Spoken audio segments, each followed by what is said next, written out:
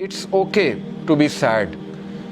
ہر انسان کی زندگی میں کچھ نہ کچھ ایسا ہے کہ اسے غم آئیں گے، اور یہ اللہ نے لائف کی نیچر بھی یہی بتائی کہ الذی خلق الموت والحیات لیبلوکم ایکم احسن عملا، کہ میں دیکھوں گا تم میں سے بہترین عمل والا کون ہے. کہ یس اندھیرا بھی چھا جاتا ہے اور وہ پورا کا پورا چھا جاتا ہے، لیکن کبھی بھی اندھیرا پورا کا پورا نہیں رہتا ہے. صبح ہوتی ہی ہوتی ہے، کبھی بھی سچویشن سیم نہیں رہتی.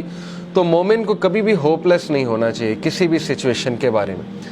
ہوپ ہی ایک ایسی چیز ہے نا جو انسان کو زندہ رکھتی ہے. تو اللہ تعالیٰ ہوپ دلا رہا ہے. یہ اللہ کے الفاظ ہیں، یہ کسی انسان کے الفاظ نہیں ہیں کہ اللہ تجھے نہیں چھوڑ سکتا، نہ اللہ تجھ سے ہیٹڈ کرتا ہے.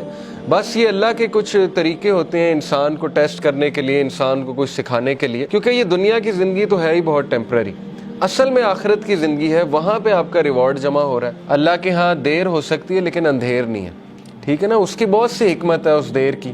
اللہ تعالیٰ پتہ نہیں آپ کو کیا ریمائنڈر دینا چاہ رہا ہے، آپ سے کیا آپ کو ٹھیک کرنا چاہ رہا ہے، آپ کے کون سے سکلز کو باہر لانا چاہ رہا ہے اللہ. کیا وہی نہیں جانے گا جس نے تمہیں تخلیق کیا ہے؟ کیا اس کو ہی نہیں پتا کہ تم کس سچویشن میں ہو، تم کس غم میں ہو؟ اللہ سے ہوپ لگائیں گے نا تو ایمٹی ہینڈ نہیں آئیں گے. نو تو ہے ہی نہیں نا، ہوپ لیسنس تو ہے ہی نہیں اللہ کے ہاں.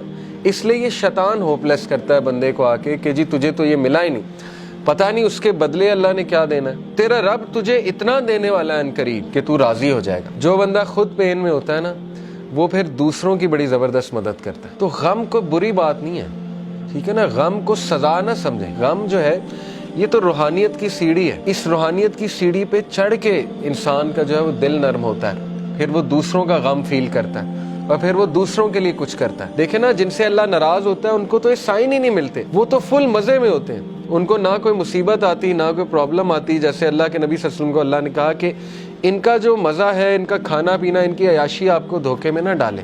یہ اللہ تعالیٰ ان کو ڈھیل دے رہا ہے، یعنی اللہ ان سے اس حد تک ناراض ہو چکا ہے کہ اللہ ان کی کیئر ہی نہیں کر رہا. جس شخص سے اللہ ناراض ہو جاتا ہے تو پھر اللہ کے نبی نے کہا کہ پھر اللہ تعالیٰ اس کی وہ بھٹکتا رہے اور وہ جس وادی میں مرے اللہ کو اس کی کوئی فکر نہیں ہے.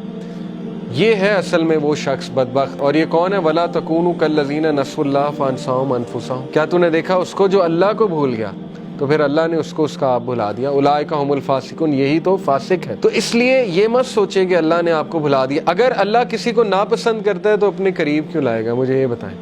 ٹھیک ہے نا، ایک بندہ کہیں اور جا سکتا ہے، کلاس میں آ گیا، دین کا لیکچر سننے آ گیا، کیا یہ نشانی نہیں ہے کہ اللہ اس سے راضی ہے؟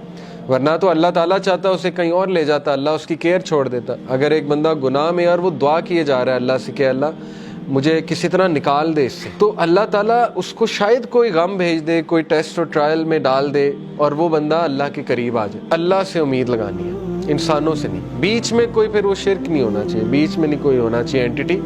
ساری کی ساری امید اللہ تعالیٰ سے ہے. پھر آپ دیکھیں اللہ تعالیٰ جلد آپ کو ایسی چیز دے دے گا کہ آپ کا غم اللہ ہلکا کر دے گا.